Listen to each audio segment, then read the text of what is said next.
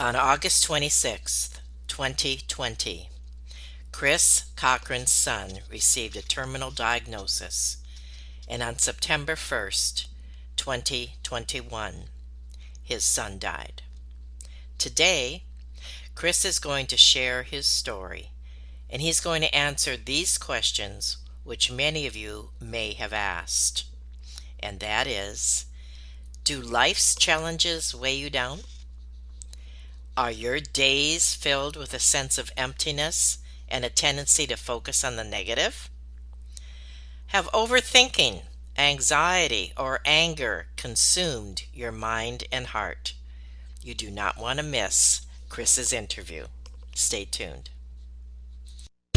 Have you ever felt like giving up, quitting, throwing in the towel? Welcome to Never Ever Give Up Hope featuring Carol Graham. She's an author, health coach, and motivational speaker.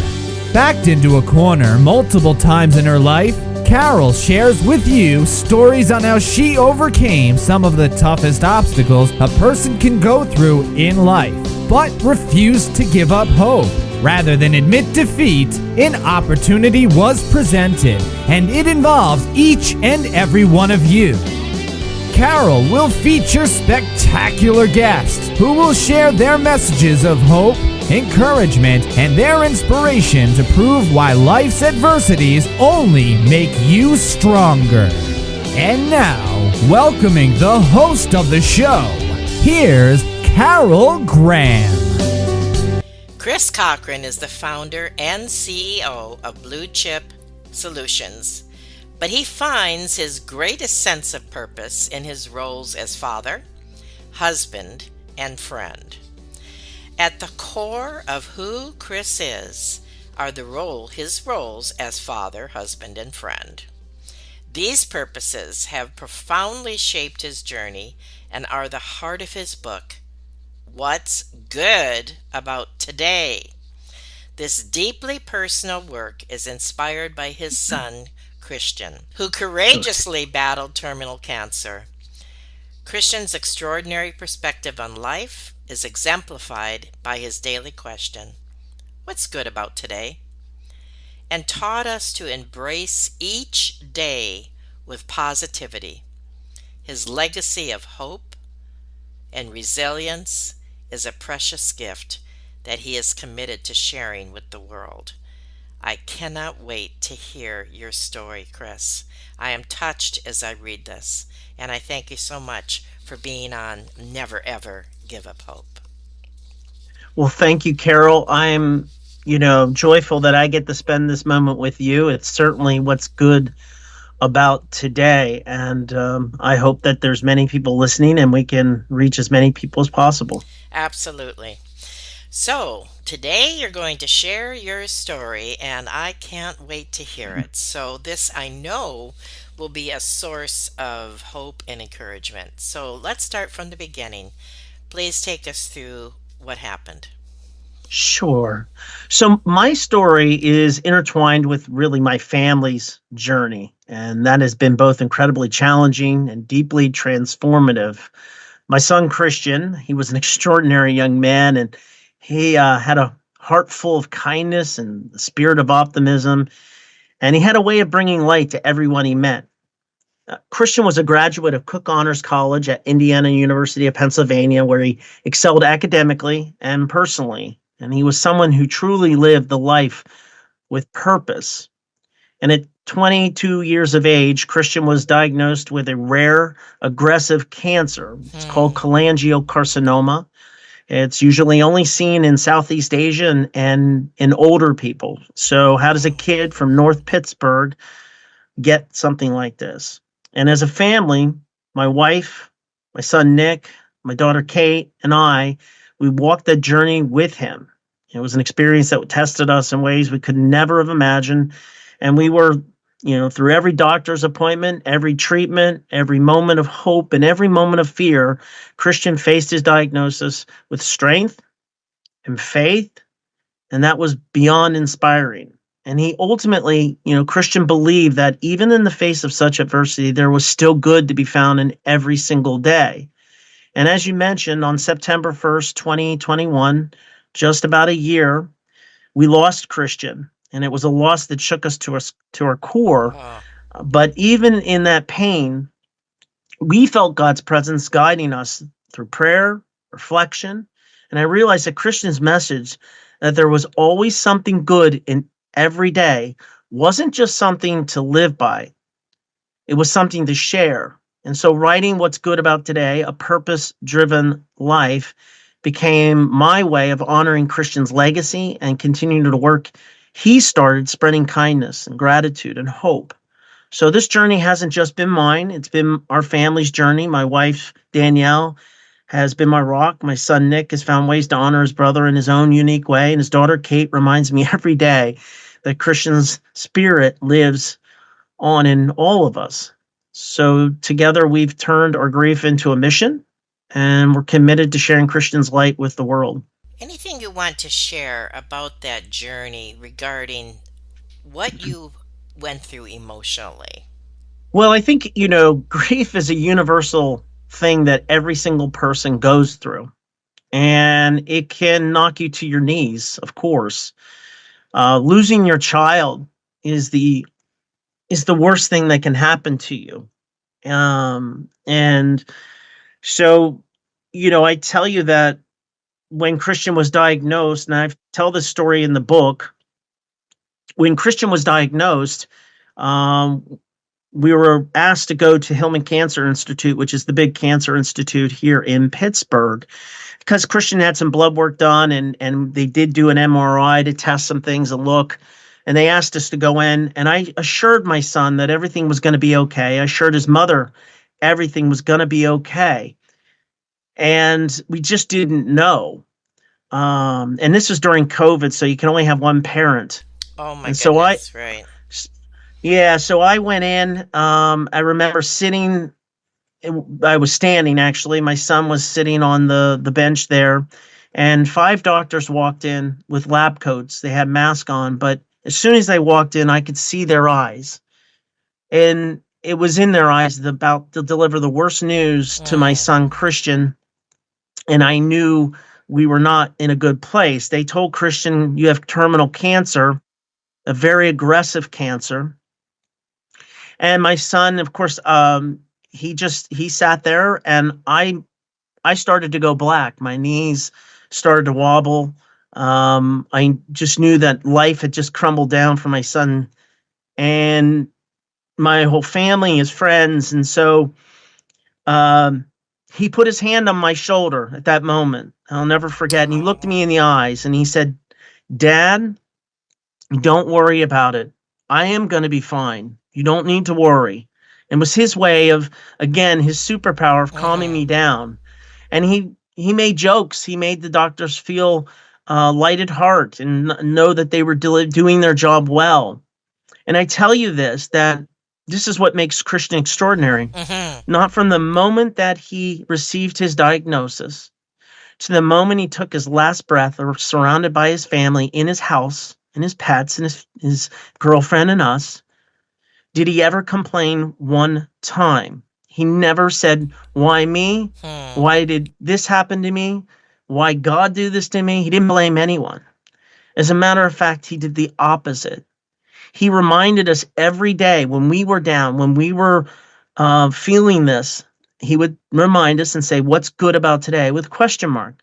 And it was his way of showing us that no matter how difficult things can be in a day, and they are difficult, and they were difficult for us, very difficult, he still found a way to bring a laugh, to show us there was joy.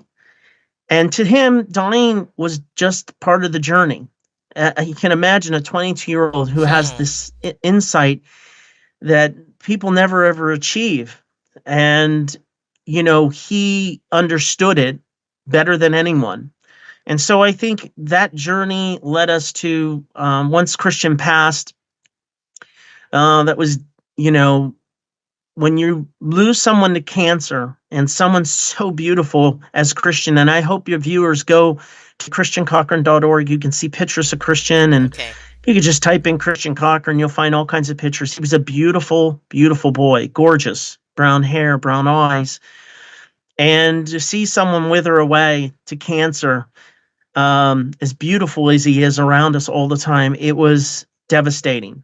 And so you have to pick yourself back up. We follow that message. I tell you, I'd say about a year and a half, for a year and a half after Christian's passing, I think our whole family's a bit like a zombie, but we love each other so deeply. And the truth is, a lot of families, they break up after things like this. Yes, The for the sure. percentages are so high, and I mean real high. I think I saw a statistic the other day. I mean, it's over 75%. It's crazy numbers, 75%.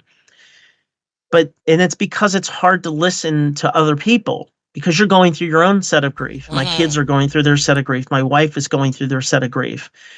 But we never gave up, right? We love one another, and we continued to seek the love that we had in each other, with the love we have for Christian, and listen to his message and continue to go on. Now, I'd be lying to you if I told you that this is an easy task. Doing these Hmm. discussions are not an easy task, but I do remind myself to say what's good about today. This is what's good about today.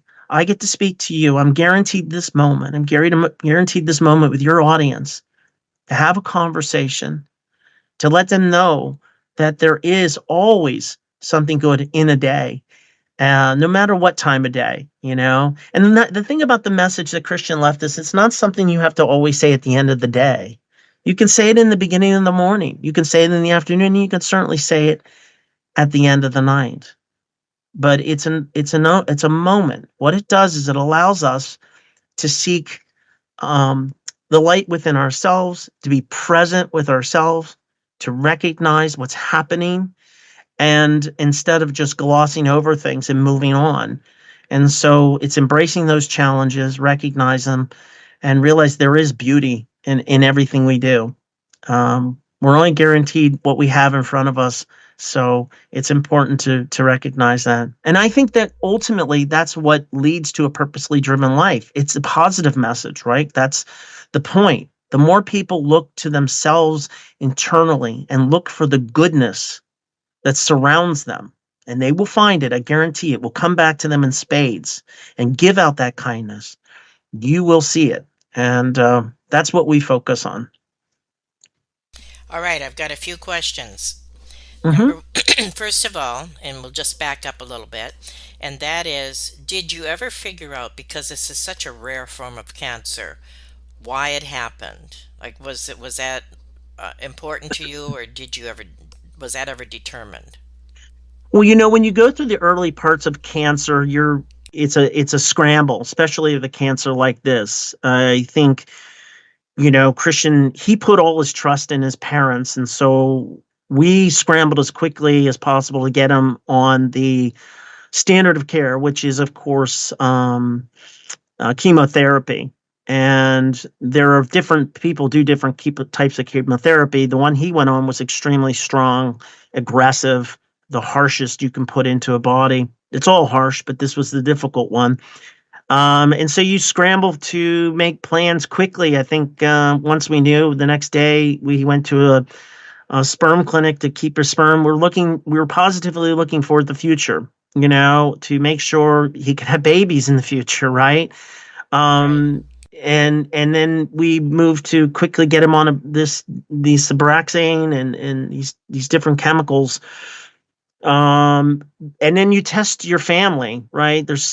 Yeah, you go through so much testing individually to make sure, did we hold a DNA or hold something my Mm-hmm. wife had in Mm-hmm. us that could have caused this problem? And is it going to resonate to my other two children? And that came back negative. So, you know, um, there's no real answer to this. I suspect when I die and ask those questions, I'll get the real answer. But I think that I believe now Christian traveled too a lot. He did a summer in India, and he worked in the water Mm. conservation areas. He was testing waters and things like. Now I'm not making a claim that on that trip that's where he picked it Right. up. Right. We don't know, but there's a high concentration of that cholangio in that part of the world. But it could be environmental things, the way we eat, how we eat. The truth is, cancer is in every single one of us. We all Exactly. have it. Yes. It's just what triggers it, and something could have triggered it, but we don't know. We just know it's of all the cancers that they kept giving us the chances of what it could be. That was the one thing we did not want. All cancers are bad, but the survival rate here is 6 months. And the reason Christian lasted a year, I think, is because he has a strong heart. He loves his family. Um, and he was seen by every great doctor from MD Anderson down in Dallas to Sloan Kettering to you name it, Boston General. We went everywhere. So we went everywhere to find the best of the best in this space. But unfortunately, there's no cure. There's and ultimately, when kids get cholangio, it's a death sentence. If you're an adult and Really? get it, you get 5 years, Wow. 6 years. I think it's the metabolism probably. By the time we had gone in, you don't recognize it till it's stage 4. So it's Oh, already spread to the lymph nodes. It's already starting to, make its attack, and it's constant. So, we not only did we did chemo, Christian was on experimental drugs that are now on the market now that are proving to help people with cholangiocarcinoma. It didn't help Christian, and all that they do is extend your life, maybe 3 months, 6 months. But the thing is, Christian knew his time here was short, and he embraced it. He never stopped living. He got a job even after that. He wanted to work and show his siblings he could do it. He worked with a company called ADP. He did that for 4 months until his body was starting to break down, and he made music. He um, he got accepted into grad school. He wrote a dissertation paper that was amazing, and he got accepted to grad school to start in the fall. He even went and looked for an apartment with his hmm. friend who took him there. So, Christian just looked for the future that was always going to be bright. Right. And I wanted him to do that too, right? Our family, we always look that things God's going to come and play and we're going to be okay. And a lot of prayers around us. And I can tell you, we used to have, from the moment Christian got diagnosed, we used to have 12 to 15 women that would sit in front of our home around a tree and pray. That full year, they never missed. Wow. They come every Tuesday, and if it was rain or snow, and I'd seen them in the rain and I'd see them in the snow, they'd be praying for Christian. He had such an impact on this community and so many. And his love was deep. People loved him. You couldn't find a single person that said a bad thing about Christian because he treated everybody with such kindness and caringness. He went out of his way. And after Christian passed, we started to get all the letters and we document all that, and Hmm. and stories that came out of the woodworks that we didn't know about. Teachers, superintendents that showed up at our door to give us letters. They couldn't tell us this way back when, but how Christian saved 2 lives while he was at school. And those who were suicidal that no one knew about. I never knew about these things. But he had this innate ability to sense anyone's pain and suffering they would go through. And so that carried on even when he went to college. Kids who met him for 5 minutes who were loners, they had left their home, and they'd come to me and just say, "Your son, saved me. I was really bad." And he saw me at a lunchroom, my head down, and he came to me. And that's just how he was. He wanted to be he was very inclusive, loved everyone, and always wanted to do the right thing. So, I'm so glad you shared that. That certainly touched my heart in many different ways. And I just thank you. Thank you, thank you, thank you. of course, And I know that the audience, many are relating as you are talking as well, what they may be going yeah. through. And we're going to talk about that when we talk about your book, etc. But first of all, specifically, what do you believe was the source of his strength? Well, God, um, I don't, faith, things like that. I don't, not the thing about Christian was obviously he's a Christian, and we're Christians, and but Christian was a spiritual person too. I talk about that in the book. It's not an overtly, if you want to call it a Christian book. That's not what this is about. It's a Hmm. love story book. So, but I think it was his faith ultimately, and the love that he has for his family, and of course his family has for him. He loved us unbelievably. I mean, he did. I have stories of, you know, I remember Christian. He'd be on the football field. He's not a football player. He was in the band, but once they finished the halftime show, the kids would run to the concession stands, and one parent told me, she says, every time the kids would be running, there was only one kid that would stop, go into the aisles, and sit with his family, and that was us. And she said, I just always thought that was remarkable because it just showed how much he loved your family. He just loved to talk, and he loved his family, loved his sister and his brother, and loved us. And so he just had that natural way. And by the way, Christian wasn't that way. He didn't grow into being that kind of person. He was that way when he was a child. I Hmm. document that in the book. Hmm. There's his first time when he went to the bus stop, and every kid's clamoring to get on the bus. They want to get the best seat. They want to get in the back of the bus and we get next to their best friend. Not Christian. Christian waited for every single person to get on that bus. He waited for the special needs kids to get on that bus. And then he would be the last person on that bus because he wanted to make sure everyone got on the bus safe and was happy where they were at. And ultimately, he'd always sit near the front or at the front. And he actually liked it because he could talk to the bus driver. So we always got all kinds of bus stories delivered to us. And again, it was just the way he looked at the world, very uniquely. And I thought, it's so important, this life that he led, that I tell that story and the story of how he looked at things. Because I do think the more we emulate these things, the more I can try to emulate them, that I can lead a purposely driven life. And that's the point of the book. This book is, yes, I wrote it, but it's inspired by Christian. It's all the things that I learned over the 23 years with him that I wanted to share with others, to say, see, this is a good way. This is the right way to lead. And this is the way you can do things. And um, so that's really why we and why I put it together for that, and I think that's how he got it right. He was graced with a beautiful soul, and he knew how to do that. I love the story about the bus. Yeah, well, I have many That speaks stories. volumes to who he was, and I certainly appreciate you sharing that. We're going to take a quick break, and when we come back, we're going to talk a little bit more about what you have to offer the audience, specifically your book and anything else, and we will be back in just a moment. Carol Graham would like to show you the path from misery to miraculous triumph in her fast-paced memoir, Battered Hope. She relates her determination to succeed as someone who experienced one horrendous nightmare after another. Gang raped and left for dead, loss of a child, husband falsely imprisoned, and cancer.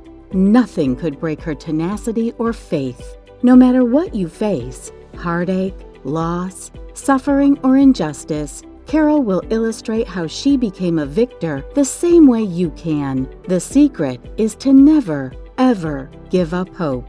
Order your copy at Amazon or batteredhope.blogspot.com. We're talking with Chris Cochran today regarding, first of all, his son and the experience that the family had when they lost Christian. That story is certainly gripping my heart, and I know it will yours has already gripped yours. I love the story that you shared about his character when he was on the bus, taking the bus. I mean, that just touched me so much as a mom. I mean, that Right. must have just made your buttons burst to see how he was putting others in front of his own needs or his whatever. And I Yeah. really appreciate that. That spoke volumes to me, and I thank you for that. Talk about your book and also anything else that, that has developed as a result of Christian in your life. Yeah. So I deliver my message in a variety of ways, but at its core, it's about connection, connecting obviously through the book, What's Good About Today, A Purpose Driven Life. I've been able to share Christian story with people all over the world. This book isn't just a memoir, it's a guide to finding purpose, gratitude, and joy in every day. It's something that resonates with people because it's real. It speaks to struggles we all face, right? And I also share this message through speaking engagements where I have the opportunity to connect with audiences on a personal level.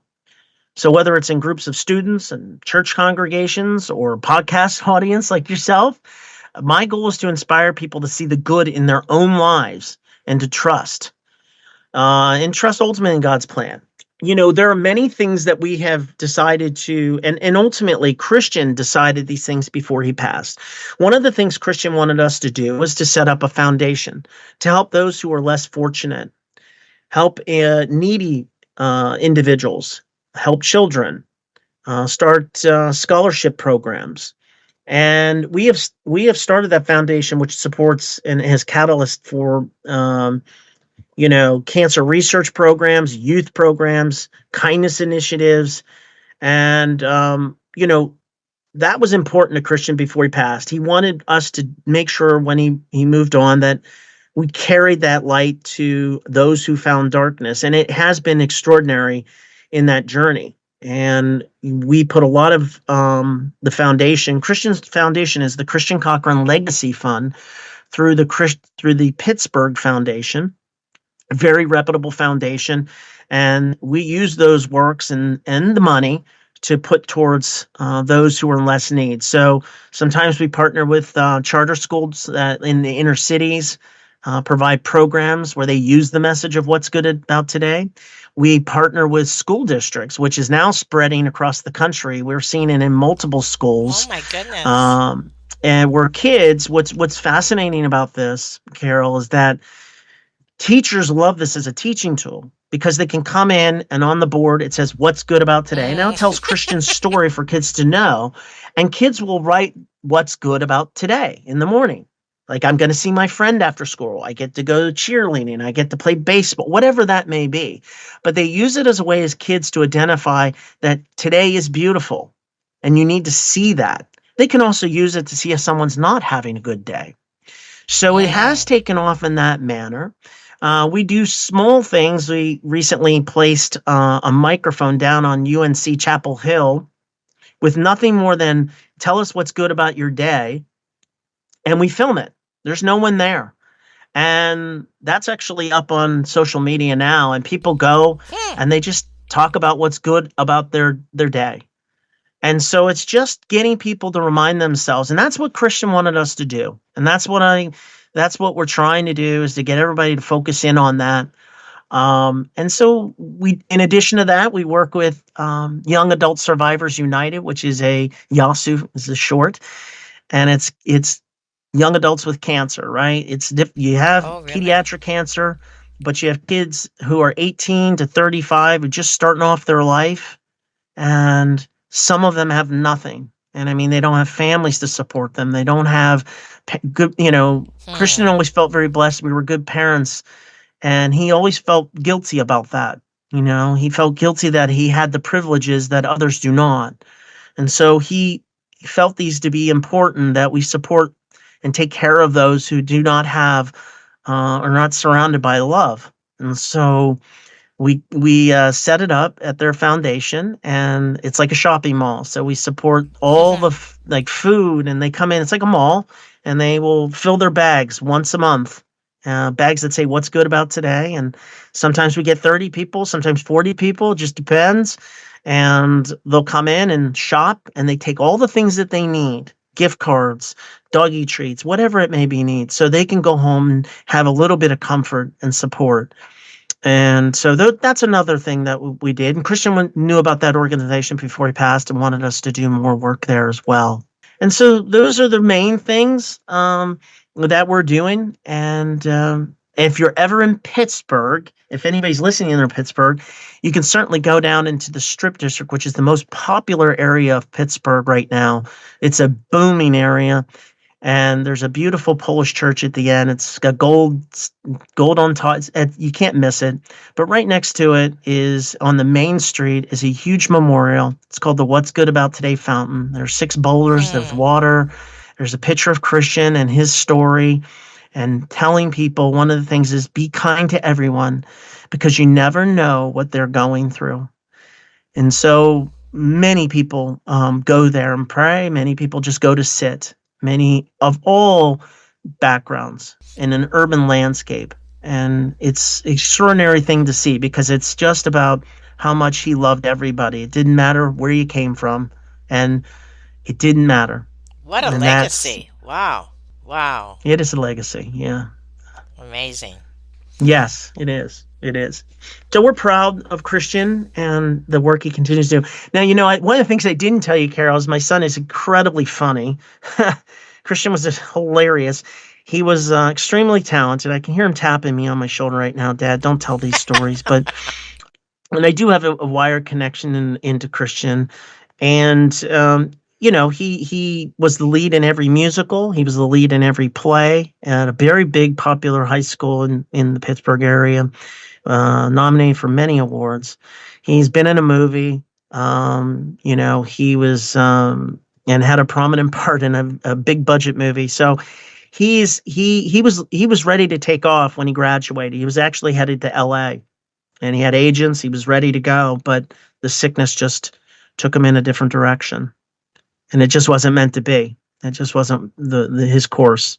This is our course. This is the course of getting this message out. That's all my course is. It's not about anything other than how do I get that message to as many people as I can and get to them. And I'm seeing it happening. So that gives me more energy to continue to do it. In a nutshell, if someone is listening and they are very distraught, maybe they're going through something similar, or any other thing that would put them in a position of wanting to give up. Mm-hmm. What would be your message or Christian's message to them? Sure. My message is one of hope, faith, and gratitude, but it's also about resilience and trust in God's plan. It's a message that came from Christian himself through the way he lived his life and the lessons he taught us. So Christian believed that no matter what the challenges you're facing out there, there's always something good to hold on to. And it's not just a mindset. You see, it's a testament to faith and love and the belief that everything happens for a reason. I learned something. One of the things that I go through significant grief. And people have asked me many times, they say, well, what's the secret? What's the secret? Well, listen, there's no secret. Grief hits everybody differently. Right. It hits them in ways that none of us can possibly understand until you go through it. But what I try to tell people, there's 2 things that help me, and hopefully it helps you. It helped me move on. It helped me to get up. It helped me to know I can do something good. One is be humble. Always remain humble. Humbleness is key in life. Humble before others, humble before God, humble in just daily life. And number 2, you're not in control. You may think you're in control. You think that you have the fullest control of everything, but you don't. And that's okay. And once you let that control go out of you, you let it flow from you and realize, I'm going to get up and do everything I can to make today the greatest. I'm going to give out as much love as I possibly can. As a matter of fact, I recommend something that Christian taught me, and I do it today. Christian had not to-do list. He had to love list. So all of us, we use to-do lists in our lives to check off our accomplishments, things that we achieved. And we lose sight sometimes that really what we should be doing is to love list. And so Christian, what he would do is he'd wake up and he'd make a list of people he was going to put out love to, as many people as he could. What he would say, Who are these people? How could he make an impact? And so I've tried to carry on the exact same thing, right? Wake up, I write my to love list, and how many times I can bring love to someone in their heart.